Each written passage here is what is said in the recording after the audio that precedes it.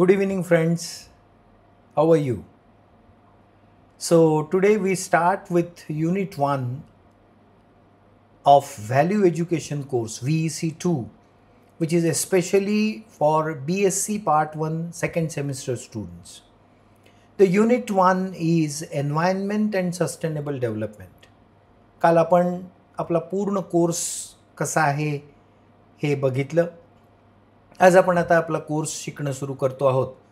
Unit 1च्या पहिल्या टॉपिकला आपण सुरुवात करूयात. पहिला topic biodiversity, concept, level, hotspots and values.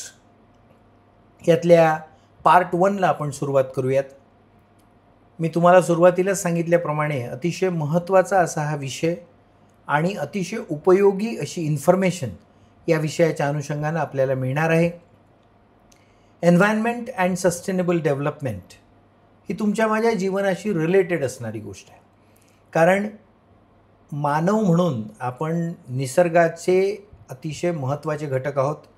निसर्ग चांगला असेल तर आपण चांगले राहू, आपलं जीवन चांगलं राहील. आणि म्हणून हे जे पर्यावरण आहे, जे एन्व्हायरमेंट आहे, याच्यासोबत जोडली गेलेली जी सस्टेनेबल डेव्हलपमेंट आहे, जी कायमस्वरूपी टिकणारी डेव्हलपमेंट आहे, त्या डेव्हलपमेंटचा विचार करत असताना एक अतिशय इम्पॉर्टंट टॉपिक आपल्यासमोर येतो, तो म्हणजे बायोडायव्हर्सिटी. या पार्ट 1मध्ये आपण बायोडायव्हर्सिटी म्हणजे काय आणि याच्या लेवल्स कुठले असतात हे समजून घेण्याचा प्रयत्न करू. So let us start understanding VEC 2 Unit 1 Topic 1 Part 1. First of all, what we'll see is that the definition. What is the definition of biodiversity? Biodiversity म्हणजे नेमकं काय? The variety and variability of living organisms and ecological complexes in which they exist. The variety म्हणजे वैविध्यपूर्णता आणि variability म्हणजे त्याची वाढ किंवा त्याचा वेगवेगळा असणारा अस्तित्व. लिव्हिंग ऑर्गॅनिझम, जेवढे कुठले लिव्हिंग ऑर्गॅनिझम्स आहेत, जेवढ्या कुठल्या लिव्हिंग स्पीसीज आहेत, मग त्याच्यामध्ये प्लांट्स आहे, ह्युमन बीइंग आहे, ॲनिमल्स आहेत, सगळे जीवित असणाऱ्या सगळ्या बीइंगची एकत्रित राहण्याची जी पद्धत आहे, which ecological complexes in which they exist. So there may be one ecological complex, there may be one particular area where all the living species are living together. That is called biodiversity. Biodiversity म्हणजे diversity या शब्दाचा अर्थ असा आहे वैविध्यपूर्णता, diverse, वेगवेगळेपण. अशा अस्तित्वात असणाऱ्या जीवित प्राणी मात्रांच्या, झाडांच्या, अशा सगळ्या वेगवेगळ्या स्पीसीज एका ठिकाणी जिथे राहतात, एका ठिकाणी जिथे निवास करतात आणि एकमेकांसोबत राहतात, अशा त्या जागेला, अशा त्या पद्धतीला, अशा त्या प्रकाराला बायोडायव्हर्सिटी असं म्हणतात.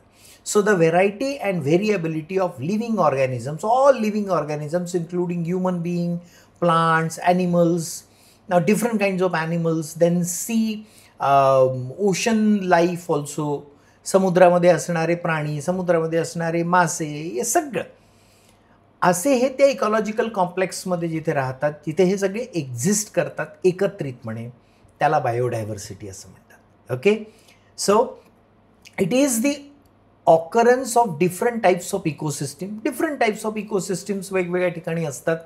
Okay, different species or organisms, वेगवेगळ्या स्पीसीज असतात प्राण्यांच्या, वेगवेगळ्या प्रकार असतात प्राण्यांचे, पक्ष्यांचे, झाडांचे वेगवेगळे प्रकार असतात, with the whole range of their variants and genes. Genetically देखील स्पीसीज वेगवेगळे असतात, जेनेटिकली देखील त्याच्यामध्ये डिफरन्स असतो. जर सरपटणारे प्राणी असतील तर त्याच्यामध्ये मग वेगवेगळे असतात. तिथे सरडा असतो, तिथे पाल असते, तिथे मगर असते, सगळे सरपटणारे प्राणी आहेत. So they have got different species आणि त्याच्यात जेनेटिक डिफरन्स, मगर देखील 3-4 प्रकारची असते. त्यामुळे अशा ज्या व्हेरायटीज आहेत सगळ्या, या different species and organisms with whole range of their variants and genes adapted to different climates, environments along with their interactions and processes. वेगवेगळ्या क्लायमेटमध्ये वेगवेगळी इकोसिस्टीम डेव्हलप असते, वेगवेगळे क्लायमेट. कुठे डोंगराळ भाग असेल तिथे वेगळं क्लायमेट असतं, तिथे वेगळी ऑर्गॅनिझम असतात, तिथे वेगळ्या स्पीसीज असतात, तिथे वेगळी इकोसिस्टीम असते, तिथले झाडं वेगळे असतात. तसंच वाळवंटातलं जीवन वेगळं असतं, त्या ठिकाणी इकोसिस्टीम वेगळी असते. अशी प्रत्येक ठिकाणची जी इकोसिस्टीम आहे वेगवेगळ्या एन्व्हायरमेंटच्या अनुषंगाने, वेगवेगळ्या क्लायमेटच्या अनुषंगाने त्यांचं एकमेकांशी असणारं इंटरॅक्शन आणि त्यांच्या एकमेकांशी जगण्याच्या असणाऱ्या एकमेकांसोबत जगण्याच्या प्रोसेसेस, या सगळ्याला बायोडायव्हर्सिटी असं म्हणतात, जी एकंदरीत या सबंध जगाला चालवण्यासाठी अतिशय आवश्यक गोष्ट आहे. It is one of the most important things to govern this whole globe, life on the globe.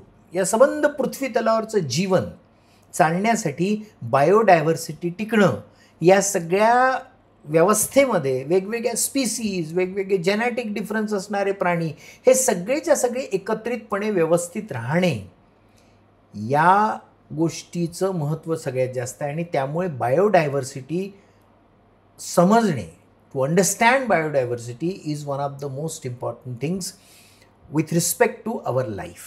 Okay, आता आपण याच्या लेवल्स पाहू. There are different levels of biodiversity. कुठल्या लेवल्स आहेत? Number 1, genetic diversity. Variation in number and types of genes as well as chromosomes present in different species. प्राण्यांचे जे वेगवेगळे species आहेत, जसं कॅट स्पीसी आहे, ज्याच्यात मांजर आहे, चित्ता आहे, वाघ आहे, ही सगळी कॅट फॅमिली आहे.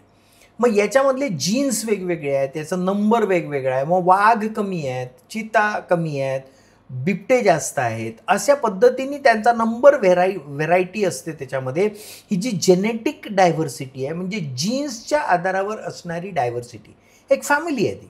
तर त्याच्यामध्ये असणारी जी डायव्हर्सिटी आहे ही एक बायोडायव्हर्सिटीची लेवल आहे, ज्याच्यामध्ये क्रोमोझोम्स वेगवेगळे असतात किंवा जीन्स वेगवेगळे असतात आणि डिफरंट स्पीसीजमध्ये अवेलेबिलिटी त्याची असते. तर अशा पद्धतीने genetic diversity is the first level of biodiversity. तर दुसरी लेवल काय आहे? Species diversity. The variety in number and richness of species within a reason. एक विशिष्ट रिजन जर आपण लक्षात घेतला तर त्या रिजनमध्ये अवेलेबल असणाऱ्या सगळ्या स्पीसीज, मग त्या प्राण्यांच्या असतील, त्या माणसांच्या असतील, त्या जनावरांच्या असतील, त्या झाडांच्या असतील, या सगळ्या त्या पर्टिक्युलर एरियामध्ये all the species, variety of species and richness of species located in a particular region. एका पर्टिक्युलर रिजनमध्ये या सगळ्या स्पीसीज ज्या ठिकाणी असतात त्याची व्हेरायटी अवेलेबल असते. ही स्पीसीज डायव्हर्सिटी झाली. पहिली आपण पाहिली जेनेटिक डायव्हर्सिटी आणि दुसरी स्पीसीज डायव्हर्सिटी. आणि तिसरी लेवल जी आहे ती इकोसिस्टीम डायव्हर्सिटी, जी एका विशिष्ट मोठ्या रिजनमध्ये, म्हणजे जगामध्ये आपण कुठे गेलो तरी त्या एका प्रकारच्या व्यवस्थेमध्ये किंवा त्या एका प्रकारच्या इकोसिस्टीममध्ये सारख्याच पद्धतीचे प्राणी, सारख्याच पद्धतीचे माणसं, सारख्याच पद्धतीचे प्लांट्स हे दिसायला लागतात साधारणतः. It describes the assemblage and interaction of species living together. सगळे सोबत राहणे. एखादं जंगल असेल तर त्या जंगलामध्ये वाघही असतो, सिंह असतो, हत्ती असतो, माकडं असतात, त्यानंतर छोटे छोटे पक्षी असतात, किडे असतात, माणसं असतात.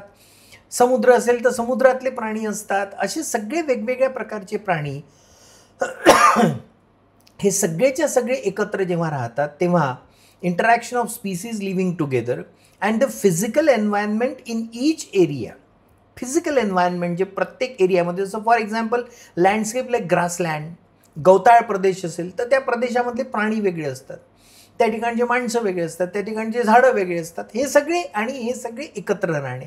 तसं डेझर्ट किंवा माउंटन्स, डोंगराळ भागामध्ये प्राणी वेगळे असतात, डेझर्टमध्ये प्राणी वेगळे असतात, झाडं वेगळे असतात. असं प्रत्येक ठिकाणी एक स्वतंत्र इकोसिस्टीम डेव्हलप झालेली असते. आणि तिथे सगळ्यात महत्त्वाचं म्हणजे इकोसिस्टीममध्ये all the different species live together, सोबत एकत्रितपणे ते राहत असतात. आणि त्यांचं एकत्रितपणे राहणं जे आहे त्याला इकोसिस्टीम म्हणतात. ही झाली तिसरी लेवल. त्यामुळे पहिली जी लेवल आहे ती मायन्यूट लेवल आहे, जेनेरिक डायव्हर्सिटी. दुसरी जी लेवल आहे ती थोडीशी इंटेन्सिफाईड आहे, एका रिजनमध्ये असणाऱ्या व्हेरायटी ऑफ स्पीसीज ज्या आहेत पण एका रिजनपुरत्या मर्यादित, स्पीसीज डायव्हर्सिटी, एका विशिष्ट प्रकारच्या स्पीसीज. पण इकोसिस्टीममध्ये मात्र variety of species living together, formulating interaction, शिकार करतात एकमेकांची, एकमेकांसोबत राहतात, कोणी कोणाला सपोर्ट करतात, सपोर्टिव्ह असतं. अशा पद्धतीचं जे जीवन आहे, ओव्हरऑल जीवन जे आहे इकोसिस्टीमच्या माध्यमातून तयार झालेलं, त्याला इकोसिस्टीम डायव्हर्सिटी म्हणतात. त्यामुळे ह्या अशा लेवल्स आहेत बायोडायव्हर्सिटीच्या. One is genetic diversity, second is species diversity and ecosystem diversity. आता तुम्हाला प्रश्न विचारला जाऊ शकतो, डिस्क्राईब लेवल्स ऑफ बायोडायव्हर्सिटी. तुम्हाला हे 3 मुद्दे लिहायचे आहेत आणि या 3 मुद्द्याच्या आधारे तुम्हाला नोट्स बनवता येतील. मी सुरुवातीला सांगितल्याप्रमाणे नोट्स कशा बनवायच्या, तर एक छोटंसं एक स्लाईड म्हणजे तुमची नोट तयार होते. Describe levels of biodiversity. Number 1 genetic diversity, त्याला एक्सप्लेन करायचं. स्पीसीज डायव्हर्सिटी, त्याला एक्सप्लेन करायचं. इकोसिस्टीम डायव्हर्सिटी, त्याला एक्सप्लेन करायचं. एका कागदावर किंवा वहीमध्ये ह्या नोट्स बनवणं सुरू करा. एक एक स्लाईड म्हणजे तुमच्यासाठी एक एक नोट आहे, एक एक प्रश्न आहे. मग तो शॉर्ट आन्सर क्वेश्चन राहू शकतो, तो लॉंग आन्सर क्वेश्चन देखील राहू शकतो. So it may be sometimes short answer question, it may be sometimes long answer question also. But if you prepare the notes of yourself, then you will understand the things properly. And if you don't get it, then the videos are available on the channel, so you can again go through the video, make a pause to the slide, read out, write down, and you can prepare your own notes. But preparing your own notes will be one of the very happy moments for you. And most importantly, if you prepare your own notes, then you can remember the things. आपल्याला गोष्टी लक्षात ठेवायच्या, आपल्याला समजून लक्षात ठेवायच्या. तुमच्यासाठी हा कोर्स यूट्यूबवर का तयार केलेला आहे, तो यासाठी तयार केला की तुम्हाला गोष्टी समजल्या पाहिजे आणि समजून तुम्ही त्या लक्षात घेतल्या पाहिजे, म्हणजे ते लिहिणं सोपं जातं. पाठ करणं होत नाही. मी इंडियन नॉलेज सिस्टीम शिकवताना देखील हे वारंवार सांगत होतो की आता पाठ करणं बंद करायचं. आपण आता ग्रॅज्युएशनला आलो आहे, त्यामुळे पाठ करणं बंद करायचं, समजून घ्यायचं. इथे आता तुमच्या लक्षात आलं असेल की ह्या ज्या 3 लेवल्स आहेत, ह्या लेवल्स आपल्याला जेनेटिक डायव्हर्सिटी, ज्याच्यामध्ये जीन्सचा टाईप्स आणि व्हेरिएशन आपल्याला लक्षात येतं, ते जे असतं वेगवेगळ्या स्पीसीजमध्ये, त्याला जेनेटिक डायव्हर्सिटी म्हणतात. दुसरी स्पीसीज डायव्हर्सिटी म्हणजे एका रिजनमध्ये असणाऱ्या variety of number and richness of species, त्याला स्पीसीज डायव्हर्सिटी म्हणतात. आणि एक होल इकोसिस्टीम, ज्या ठिकाणी वेगवेगळ्या प्रकारच्या स्पीसीज एकत्रित राहतात आणि त्यांची इंटरॅक्शन होते, फिजिकल एन्व्हायरमेंटमध्ये त्या राहतात, अशाला इकोसिस्टीम डायव्हर्सिटी असं म्हणतात. मी मुद्दाम थोडासा वेळ याच्यासाठी दिला की तुम्हाला नोट्स कशा बनवायच्या हे समजून घेणं गरजेचं आहे. Then importance of biodiversity. याच्या व्हॅल्यूज काय, काय महत्त्व आहे बायोडायव्हर्सिटीचं. Number 1 productive value. बायोडायव्हर्सिटीची प्रोडक्टिव्ह व्हॅल्यू काय आहे, तर there are number of products from nature. Nature प्रचंड प्रॉडक्ट तयार करते, sold in commercial market giving economic benefit. Economic benefit मिळतो लोकांना. आणि बायोडायव्हर्सिटीमधून खूप सारे प्रॉडक्ट हार्वेस्ट होतात. नेचर हे अबंडंट असतं. नेचरला आपण मदरच म्हणतो, निसर्गाला मातृस्थानी दिलेलं आहे. It's considered as mother nature. Why mother nature? Because it knows only to give. जसं आई असते ना, फक्त देत राहते, ती काही अपेक्षा नसतात आईच्या, तसं नेचरच आहे. Nature produces several products harvested from it and then they are sold in commercial market giving economic benefit. Economic benefit. अनेक लोक या नेचरमधून हार्वेस्ट होणाऱ्या गोष्टींच्या भरोशावर अनेक लोक आपलं जीवन व्यतीत करतात आणि त्यांचं चांगल्या पद्धतीने जीवन जातं. त्यामुळे त्याची प्रोडक्टिव्ह व्हॅल्यू आहे. ओके. दुसरी काय व्हॅल्यू आहे? कन्झम्प्टिव्ह व्हॅल्यू. कन्झम्प्टिव्ह व्हॅल्यू म्हणजे काय? जसं फ्युअल आहे, फ्युअल मिळतं जंगलामधून, वूड्स आहे, लिव्ज आहे, फॉरेस्ट प्रॉडक्ट्स आहेत. हे जे सगळे वेगवेगळे प्रॉडक्ट्स आहेत जे आपल्याला नेचरमधून मिळतात, याला आपण कन्झ्युम करतो. हे कन्झ्युमेबल आहेत, त्याला आपण वापरतो, आपल्या जीवनामध्ये वापर त्याचा करतो आपण.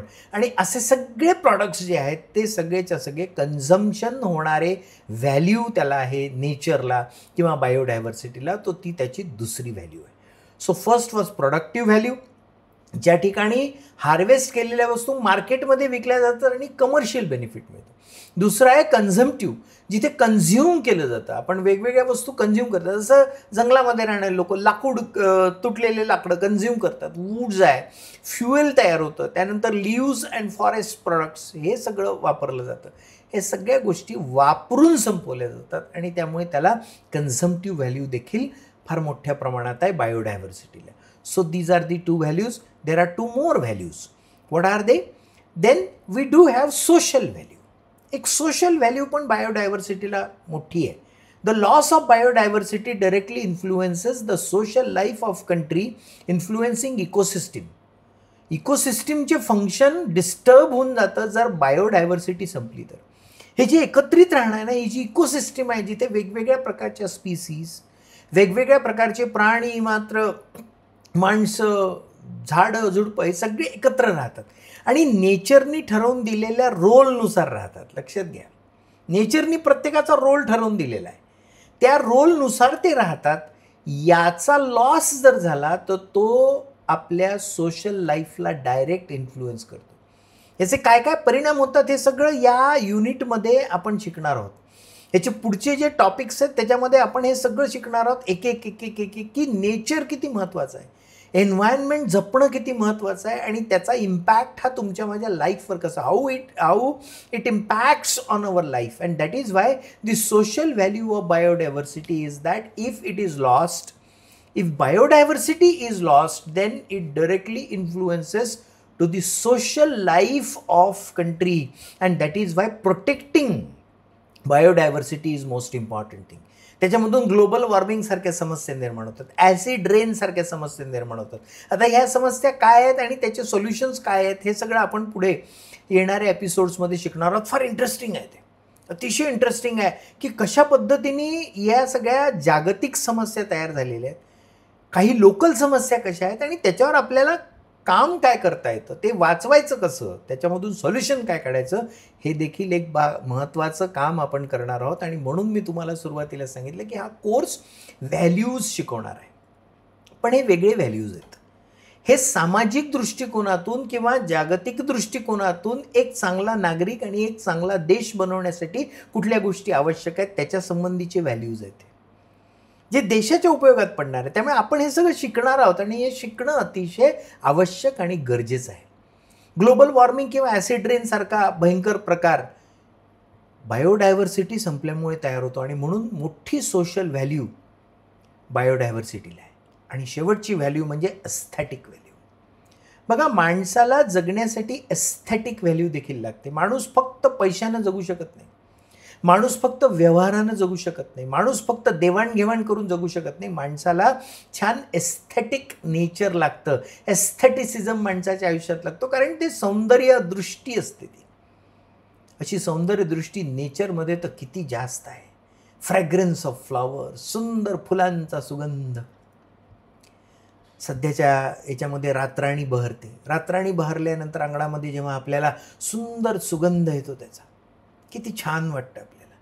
टेस्ट ऑफ बेरीज, वेगवेगळ्या प्रकारच्या बेरीज ज्या असतात झाडाला लागलेल्या, त्या खाण्यामध्ये त्याची टेस्ट किती सुंदर असते, किती आनंद मिळतो आपल्याला. सॉफ्टनेस ऑफ ग्रास, गवतावर चालताना आपल्या पायाला नरम गवत जेव्हा मिळतं त्याचा स्पर्श, the touch of that beautiful grass with softness of grass.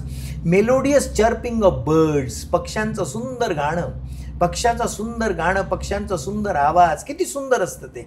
And beauty of nature, निसर्गाचं सौंदर्य ते तर अप्रतिम असतं, अप्रतिम असतं. आपण निसर्गाच्या सान्निध्यात गेल्यानंतर आपल्या लक्षात येतं की काय सुंदर हिरव्या रंगाचे वेगवेगळे शेड्स असतात. कुठे नदी वाहत असते छान, त्याच्या किनारी सुंदर सुंदर झाडं असतात, डोंगर असतात, डोंगरावर झाडं असतात आणि अप्रतिम दृश्य असतं की जे आपल्या सेन्सेसना ग्रॅटिफाय करतं.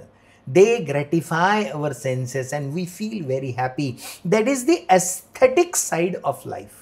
हे फार आवश्यक असतं. तेच ते ऑफिसमध्ये जायचं, कॉलेजमध्ये जायचं, येताना जाताना ट्रॅफिकचे सिग्नल्स, ट्रॅफिकवर असणारं पोल्युशन, ट्रॅफिक सिग्नलमध्ये किंवा रस्त्याने चालताना वाजणारे कर्कश हॉर्न, रोजचं जीवन, याच्यामधून कंटाळा येतो, आपण कंटाळून जातो. त्या कंटाळलेल्या व्यवस्थेमधून बाहेर निघण्यासाठी आणि रिफ्रेश होण्यासाठी nature is the best remedy. So you walk on the soft grass and you feel that touch and you find yourself in the best mood. If your mood is not good, but just get the fragrance of beautiful flower. A rose, beautiful rose gives you such a marvelous, such a wonderful fragrance that you feel happy. You feel happy. You get up in the morning. सकाळी आपण जर उठत असू तर, त्यासाठी सकाळी उठणं गरजेचं आहे, पण सकाळी आपण उठत असू तर कशी फ्रेश मॉर्निंग असते की ज्यावेळी पक्ष्यांचा किलबिलाट सुरू असतो, मस्त पक्षी गात असतात, जणू काही गाणं म्हणत असतात, आणि त्या पक्ष्यांच्या आवाजामुळे, which is natural, that's a natural song which we listen and we become fresh. आपल्याला आनंद मिळतो, आपल्याला एक सुंदर दिवस सुरू केल्याचा समाधान लाभतं. That is the aesthetic value of biodiversity. So biodiversity basically plays an important role in the overall life of a man, life of a human being, and that is why it is our duty to protect it very strongly. Okay, so that was the first part, but before that one more value is there, that is ecological value. Maintains ecological balance. Any disturbance will cause survival of human being. एक ecological value देखील बायोडायव्हर्सिटीला आहे, which maintains the ecological balance. हे जे सगळं काही आहे nature, याचा बॅलन्स मेंटेन होणं फार आवश्यक आहे. यातलं काहीही कमी जास्त झालं तर किती मोठा परिणाम होतो किंवा किती मोठा प्रभाव हा माणसाच्या आयुष्यावर पडतो हे आपण येणाऱ्या एपिसोड्समध्ये शिकणार आहोत. But the ecological value is also important, that any disturbance caused to the disturbance of ecology, disturbance of biodiversity, then it is a threat to human being. माणसाच्या सर्वायवलचाच प्रश्न तयार होतो. माणूस जगणार की नाही याच्यावर प्रश्नचिन्ह निर्माण होतं. इतकं तुमचं माझं लाईफ या बायोडायव्हर्सिटीशी रिलेटेड आहे. So that is why we have to understand the importance of biodiversity. So in this particular episode, we have seen that definition of biodiversity, then levels of biodiversity and different types of biodiversity. So that was all for this particular episode. That is the end of topic 1, biodiversity concept, level, hotspot and values, part 1. In the next period, we will see unit 1, topic 1, biodiversity concepts, levels, hotspot and values, part 2. So we have seen the concepts and levels. Now we'll see hotspot of biodiversity and how important that is. So we will meet in the next period, in the next episode. Till then, like my channel, share it and subscribe it. I'm available on all social media platforms, so you can follow me there and get the notifications of all the value education course 2 episodes. So see you in the next episode. Thank you so much. Bye-bye.